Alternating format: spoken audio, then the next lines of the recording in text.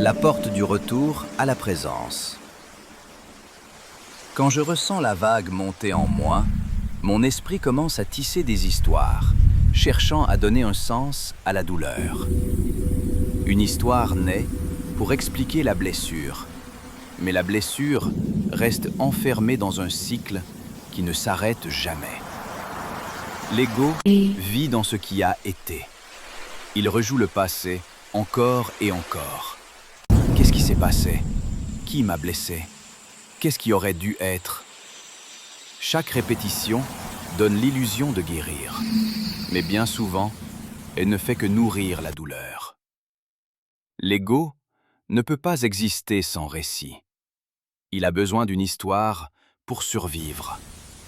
Et chaque narration approfondit la cicatrice, nous éloignant de qui nous sommes réellement. Mais il existe une porte, silencieuse, vaste, toujours ouverte. C'est ton souffle, c'est ton cœur. Un espace sacré où Allah est présent, Subhanahu wa ta'ala. Peu importe jusqu'où tes pensées voyagent, dans le passé ou dans un futur imaginé, le rythme de ton souffle et les battements de ton cœur murmurent doucement. Reviens. Allah est là. Tu es là. Être présent, c'est se souvenir de l'unique. Car Allah n'est jamais absent de l'instant. Il en est la source. Accueillir la douleur, la transformer. Quand le cœur rencontre la douleur avec conscience, il observe sans se noyer. Il reste sur le rivage, stable, éveillé, illuminé par la lumière d'Allah. Transformer la douleur dit « Cela m'est arrivé ». Tu vois la blessure, mais tu ne deviens pas la blessure. Tu réfléchis, tu te souviens, mais tu n'es pas enchaîné. C'est le tafakkur, la réflexion sacrée. C'est la muhasaba, l'auto-évaluation sincère. Une âme enveloppée dans la miséricorde d'Allah, et non écrasée par son passé. En vérité, dans la création des cieux et de la terre, Sourate Al-Imran, nourrir la douleur. Mais lorsque l'ego prend les commandes, la douleur devient une identité. Je suis cette blessure. Le récit se resserre autour de l'âme. Tu revis, tu rejoues, tu t'y identifies. Nourrir la douleur dit « Je suis la souffrance ». Et ce que tu nourris grandit.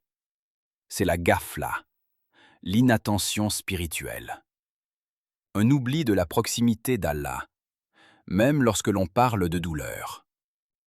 La guérison ne vient pas de la répétition du récit, mais de son abandon. Le retour de l'âme. Celle qui observe avec calme, c'est l'âme.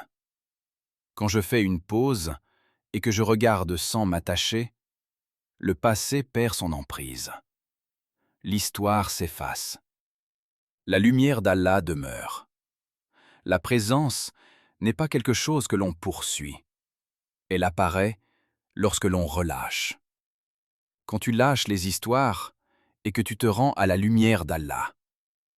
Le passé a peut-être fait mal, mais il ne vit que si nous y retournons. Le présent est l'endroit où sa miséricorde coule, où la guérison respire, où l'âme grandit. Alors reviens, non pas à qui tu étais, mais à l'endroit où tu es. Là où le souffle devient prière. Là où le cœur se souvient. Allah est là. Tu es là. Et doucement, tu murmures. La ilaha illa Allah. Il n'y a pas d'histoire plus vraie que la sienne. Et pas de présence plus réelle que sa présence.